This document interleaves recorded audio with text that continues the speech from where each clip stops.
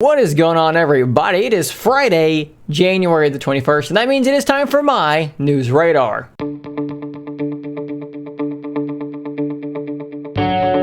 So let's start off this episode with probably the biggest piece of news to come out of Microsoft and gaming in many, many years. Now, if you want to hear a deep dive into this, I did just do a podcast with my co-host, not just on Podcast Revive, but in life, my wife, Jessie. And I will link to that in the description down below because we talked about it for about 40 minutes. But I wanted to kind of give you guys a more succinct, more truncated version of this news. If you somehow don't know what I'm talking about, Microsoft just purchased a little company called Activision Blizzard. You know, just those people that make Call of Duty and Diablo and World of Warcraft and StarCraft and Hearthstone and on and on and on and on. This is an absolutely massive type of deal. Okay, so if you remember a few months back, about a year ago, I guess that was, Microsoft purchased Bethesda. Technically, they purchased ZeniMax, which is the parent company that owns Bethesda. Bethesda, those are the people that made the Elder Scrolls, so like Skyrim, Morrowind, these games.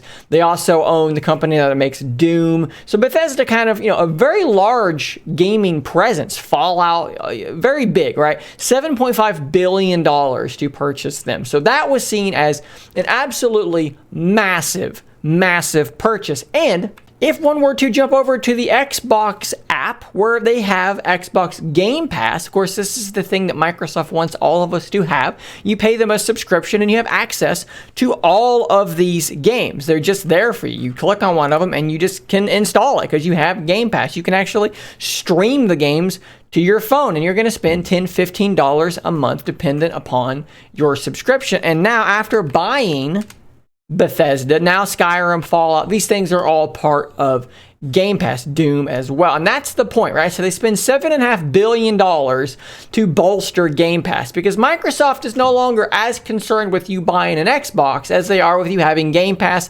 They truly believe they can be the Netflix of games. They believe that this is an opportunity in front of them, and if they hit it full force, they can capitalize on this and be exactly that. And if you think about the fact that their Azure cloud computing stuff is where they're making all of their money, this does make sense because they're thinking hardware is not going to be the way of the future. It's going to be software. Hardware will be ubiquitous. Everything is going to be able to run things because things will be done in the cloud.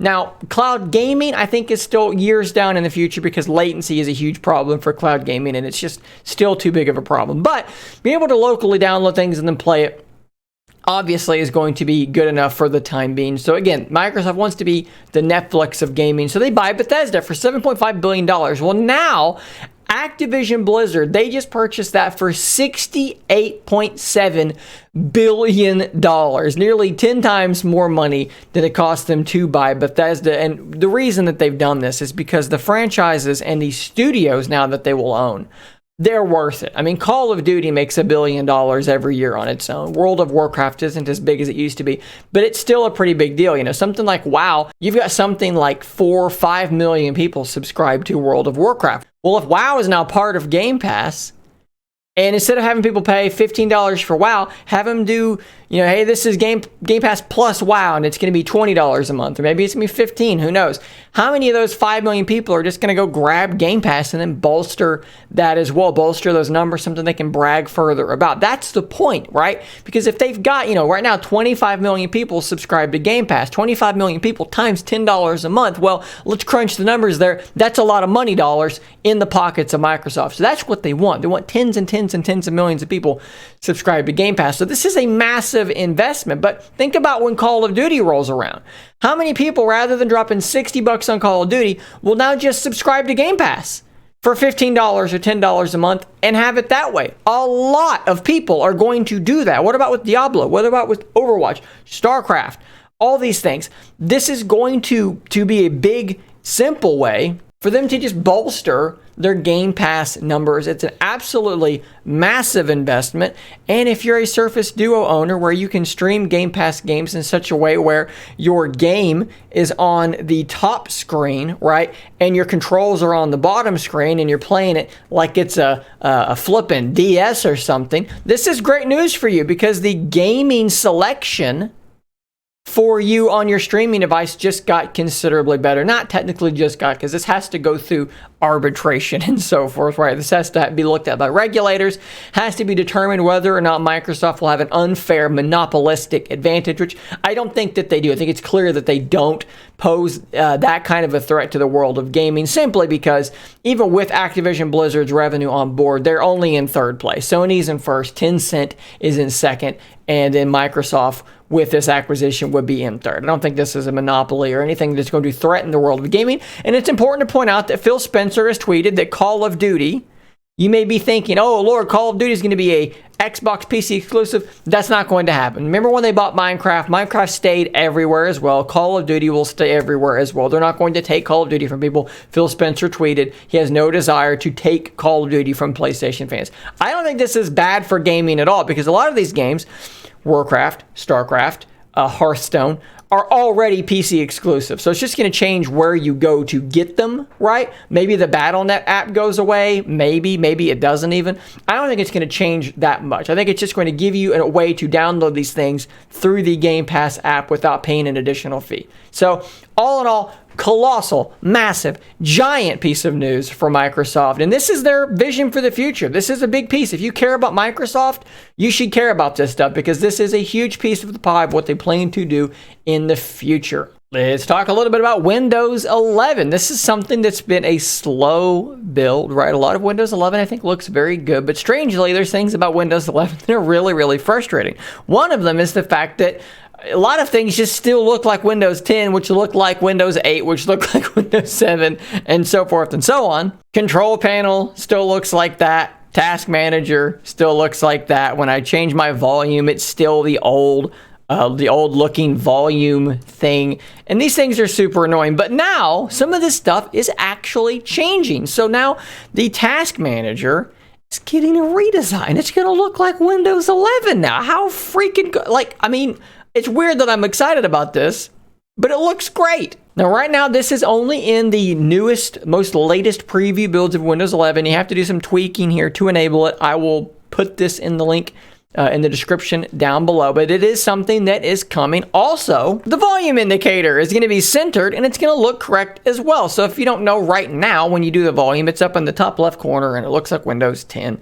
And it's fine, but that looks 10 times better. Personally, as someone who has a little bit of obsessive compulsive disorder, the weird mismatched nature of Windows, in particular Windows 11, is extraordinarily frustrating and irritating to me. Control panel, look, we've got a full settings thing that looks like Windows 11, but then you have control panel, which still just randomly exists, looking totally unchanged for years and years. Fix this stuff. Do something with the control panel. Either make it look new or get rid of it and just make us use the settings app. Just roll everything in control panel into the settings app or something. It's weird to me how fragmented Windows 11 still looks after a release. I don't understand how or why Microsoft continues to be this way, but slowly but surely it is improving very slowly. And now, boy, oh boy, do we have something crazy to talk about. So, as a lot of you probably know, Surface Duo initially did not run Android. The original vision for Surface Duo, I shouldn't say original, one of the original visions for Surface Duo was called Project Andromeda. It ran something called Andromeda OS. And we'd only to this point seen little glimpses of what Andromeda OS would look like. And that has changed radically today. This article / video on Windows Central from Zach Bowden, doing great work out there. He has Andromeda OS up and running with help from a guy named Gustav. Let me scroll down, and I want to make sure he gets credit too. This guy, Gustav Monche, developer. Basically, he helped Zach get this up and running. But he has Andromeda OS running on a Lumia device, and he is showing in this video exactly what we're looking at. And I'm going to, again, link in the description. You should go look at this article, watch the video yourself. I'm not going to touch on everything here. I'm just going to kind of give you a basic overview of what we're talking about here. Andromeda OS was hugely based around inking, right? You could draw pretty much everywhere. You could draw on your lock screen directly, and when you unlocked the thing, what you were greeted by, this was what your home screen looked like. It was whiteboard. Your home screen was whiteboard. Instead of having, like you had on Windows Phone with the tiles covering your home screen, Or on Android, where you get applications covering a desktop, you just had a whiteboard that you were meant to ink on and write notes on. And then if you wanted to access your apps, you would hit the window key, and then you would get your tiles where you launch your apps. This is radically different from anything that we've seen before. Of course, Cortana was down there in the corner, and you could switch apps back and forth screen to screen. A lot of these things are actually really similar. He shows off the fact that you could swipe an app from one screen to the other. You could drag it to the middle to span it, just like you can on Duo currently. The multitasking view, where you swipe up and hold and you see your most recent apps and you can kind of move between them like this, looked almost identical on Andromeda OS. I mean, all in all, there was a lot of interesting stuff going on with this Andromeda OS. As you can see here, it was basically a whiteboard OS. Very, very interesting. And crazy to me that inking was such a huge part of this concept. And now what we got with Duo, inking feels like an afterthought, right? There's so much to unpack here. For those that don't know, I mean, Microsoft worked on Andromeda OS for a long time. This wasn't 2, 3 months, 6 months, a year. They worked on this thing for a long time. This concept has been bumping around for years and years, but they worked on Andromeda OS for a long time, and they never felt like it was at a place where they could release it. It was too buggy to be released, from what I've not only read, but from what I've actually spoken to people that got to use it. People described it as being very difficult to use and having a ton of bugs, but also the app gap problem, which is to say there would be no apps on this device. If this device shipped, you're just not going to have any applications. I mean, forget about downloading. Look at your Duo and look at the apps you use, and a lot of them are going to be gone. I'd say for some of us, most of them are going to be gone on a device like that, and that is enough to kill an operating system. We've seen great operating systems through the years, like WebOS, come out, be great, have no app support, which leads to low consumer adoption, which leads to low app support, which leads to low consumer adoption, and the thing dies a horrible cyclical death. And I think Andromeda OS, combined with some bugs, would have been doomed to that exact same fate. So Microsoft decides to go with Android. In fact, Panos Panay meets up with Hiroshi Lockheimer. They form this partnership to work together to bring Android to Duo. There are some bumps in the road there, I believe, that have not been covered, and I'm going to talk about this on Tuesday. They do a bit of a deep dive into what I think went wrong with the Google, Microsoft, Android partnership, but they saw Andromeda OS was not going to work. I mean, if you want to think that Duo was a niche product, well, Duo on Andromeda would have been the nichiest of niche products. It would have been like a $1,400 companion device that did not have any apps. So you're going to have to carry that plus your phone. It would have been a pocket PC. It would have been interesting. Don't get me wrong. But the idea that that thing would have sold any better than the original Duo with bugs, which granted Duo had bugs. So let's throw bugs out. They're both buggy. But no apps? There's just no way. This thing would have been an absolute dumpster fire. I'm sorry. I know that some of you saw this and thought, oh, what might have been? I wish this is what they had have done. Or I wish they had have had patience. I think XDA actually tweeted something kind of funny. This is what Windows Phone could have been if Microsoft actually tried. Bro, they tried. They worked on this for a really long time. They did try. It just didn't come together, and so they canceled it. And Duo sat on the shelf for a minute before they decided to revive it because they loved the hardware, and then they just put Android on and rolled. And honestly, that was the right call.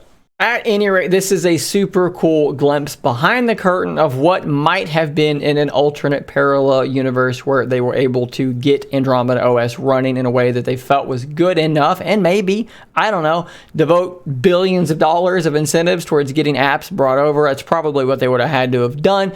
Pretty cool, even if some of you guys need to just get used to Android because it's what we're going to have for the foreseeable future. Again, please do check out links directly to this stuff down in the description because it is definitely worth watching the video, reading the article. There's a ton of stuff I'm not going to cover here on purpose so that you will indeed go and do that. Guys, thanks for making it to the end of today's News Radar. Thanks for watching. Thanks for hitting like, share, subscribe, all of these sorts of things. I will see you on the next video. And until then, stay nerdy, my friends.